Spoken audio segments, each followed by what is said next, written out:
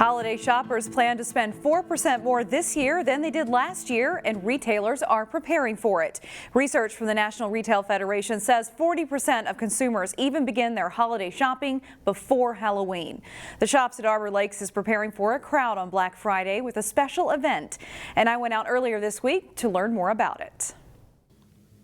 There is something brewing for Black Friday at the Shops at Arbor Lakes here in Maple Grove, and we have Katie Welch-Lynn with the Shops here to tell us all about it. Katie, we see a lot of plaid this time of year. We do, so it's a perfect time of year to have our first ever plaid market. And that's located in the spot right across from H&M. What's going to be happening? So inside here, there's going to be 20 local makers, everything from jewelry to home decor, candles, even stuff for your pet. All sorts of things that you can purchase, as well as Omni pop-up tap room will be here, so you can purchase a beer, and it goes to a good cause. And what is that good cause? So the Sheridan Story is a local nonprofit organization that helps fill in the gaps for children so they don't go hungry. A lot of people don't know that during the time when school is out, such as a holiday, they don't have access to food. So 7% of the proceeds from the plaid market and Omni pop-up tap room will go back to that organization. All right, so there's something good going on in this space, but there are lots of deals to be had all over the Shops at Arbor Lakes. Let's come down here and talk a little bit about what folks can find and what they can get from it. Absolutely. So if you go into a retailer or restaurant, you're going to be able to do your shopping. We've got stuff from Good Things over here and some stuff from Kirkland's, Darling, Buffalo Plaid. They have so much cute things.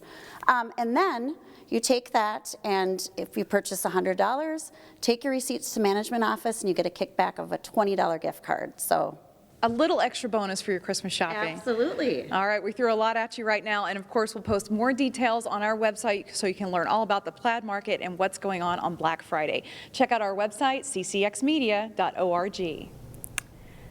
And the market opens at 9 a.m. on Black Friday. An estimated 165 million people shopped last year during the 5 days between Black Friday and Cyber Monday. But there is also Thanksgiving shopping to worry about first. This year, the Maple Grove Farmers Market is preparing for a special market right before Thanksgiving. The Maple Grove Farmers Market moves their market inside for select dates during the fall and a few during the spring. For the first time this year, they are going to open on the Tuesday before Thanksgiving to encourage people to shop for local food for their Thanksgiving table. So in the fall, we'll have really a lot of great produce still, which is something that people don't expect. Our growers are getting more sophisticated and all the time in terms of having high tunnel growing structures and greenhouse growing structures. Kirsten says this year has been a great year for Minnesota squash. The next market will be Tuesday, November 26th from 3 to 6 p.m. inside the Maple Grove Community Center. For other indoor market dates, check out the Maple Grove Farmers Market website. Fewer teens are becoming parents. Hennepin County officials say that's a good thing. And we feel really good about the work and that we've been data-driven, that we're using evidence-based programming, and that we're being really responsive to young people and having young people and the community help guide our work. That's been really, really important. Hennepin County says there's been a 65% drop in teen pregnancies in the last 10 years. In 2006, Hennepin County began a teen pregnancy prevention program to educate teens on sexual health. The county also partnered with resources like the Annex Teen Clinic in Robbinsdale to deliver information and services to teens.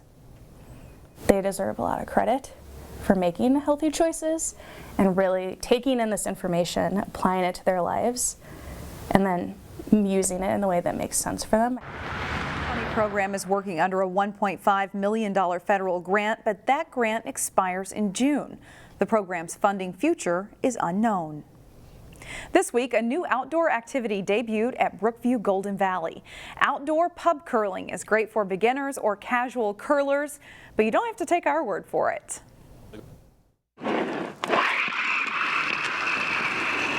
And it's just another awesome winter amenity that we offer here at Brookview, another way to experience Brookview Golden Valley. Outdoor pub curling, as we're calling it. I think we're the first in the state of Minnesota to offer this. We've got 4 synthetic sheets of ice here, and it's kind of a hybrid of shuffleboard meets curling. whoever's got the closest stone to the center there, they're the only team that scores. They score how many they have closer than the other team's closest one. The sport of curling is definitely heating up, and it's so fun to learn, and we've got the opportunity for you to come on out here and check it out for the first time. And really the appeal is doing something outside this time of the year when we all get a little stir crazy and you want to get outdoors and you want to get some recreation. You know, Brookview's about bringing people together. It's a great sport to watch, cheer people on, a little competition. It's just exciting all around. With the Olympics team here that has performed so well the last couple of years, it seems like more and more people are being introduced to the game. We would like to think of ourselves as future Olympians, clearly. Our average age is like 35, so we're right on the right track for the Olympics. Just trying it. I mean, you see it on TV all the time. I don't know, it's just fun to see it and then try to do it. Takes a couple minutes to learn, a lifetime to perfect, as they say in curling. But very accessible, and it's for all ages, all skill levels, no experience necessary. But they are heavier than you think, and it's synthetic ice. It's not as slippery as you think it's going to be, so it takes a little bit more oomph to get it where you want it to go. Another idea that we all looked at each other and said, we've got a perfect location for it on our lawn bowling green. And you know, once the word got out, the excitement level has continued to grow.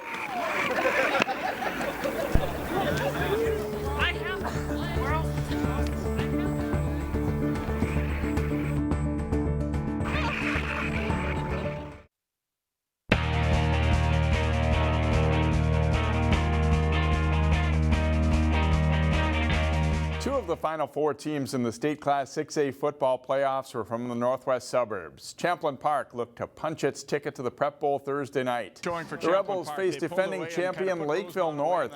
Quarterback Jace Miller pump fakes and hits Brock Johnson over the middle, and he is gone. A 56-yard touchdown. The Rebels hit on several big passing plays in the first half. Their defense plays well early in this one as well. Edmund O'Cansey gets the strip on Logan Freeberg and then recovers the fumble too to stop a Panthers drive. Second quarter, it's 3rd and 21, and Miller steps up to avoid the rush and hits Evan Hammonds for 38 yards inside the 5. That sets up a Miller power run for a 3-yard touchdown. Champlin Park leads 14-0. Later in the quarter, Sean Shipman, back from an ankle injury, goes 10 yards up the middle. Champlin Park leads 21-0. But Lakeville North drives down the field and scores late in the half as Raja Nelson takes it in for a 14-yard TD. It's 21-7 Rebels at the half. To the second half, and watch the great interception by Champlin Park's Devon Moore. He tips it and then makes a one-handed grab. That one is worth another look on a great play by Moore defensively. But the Panthers get the ball back, and Nelson works his magic again. On a quarterback draw, he bounces it to the outside and races the defenders.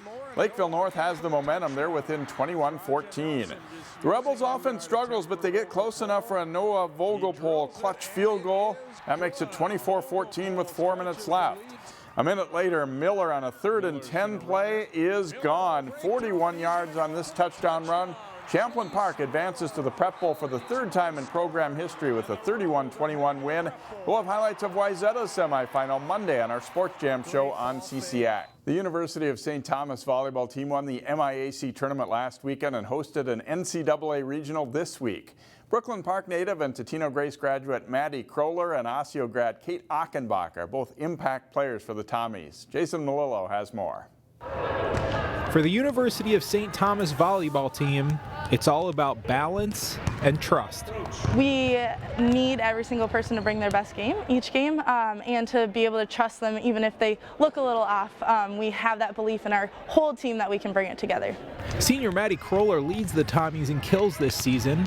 Her game has evolved a lot since high school, but Kroller has always worked hard and been willing to do whatever it takes to help the team.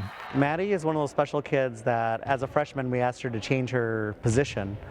She used to only be a libero, and we convinced her to learn how to hit on the outside, and she's become all-conference, 3-time all-conference winner. she's just one of those kids that has endless amount of positive energy and never gives up. I've definitely had such an interesting path going from a DS all the way to now and all the way around outside. So lots of learning involved in that. So it's been cool to have the coaches be patient as I adjusted to all the new things that the front row has brought, and just older girls who have taught me along the way as well. So lots and lots of learning definitely in my process here. Kate Achenbach's time as a college athlete is just starting, but the freshman is already booming. Achenbach credits her teammates for her seamless transition to the next level. It's so much fun coming into such a close-knit team, and it gets closer and closer every day, I feel like, as we keep going. And once we win one more, like we get closer from all of that, and just coming in as like strong at the beginning, we were all really close, and we play really well together, and it's so much fun. This is the 14th time in 15 years St. Thomas Volleyball is competing in the NCAA playoffs. It's a tradition that's especially important for Kroller, since her time as a student athlete is coming to an end. It's been unreal. It's crazy how fast it's going. I'm trying to savor every moment, but this volleyball team just has such amazing girls and like best friends for life. So I think just trying to savor each moment on the court right now.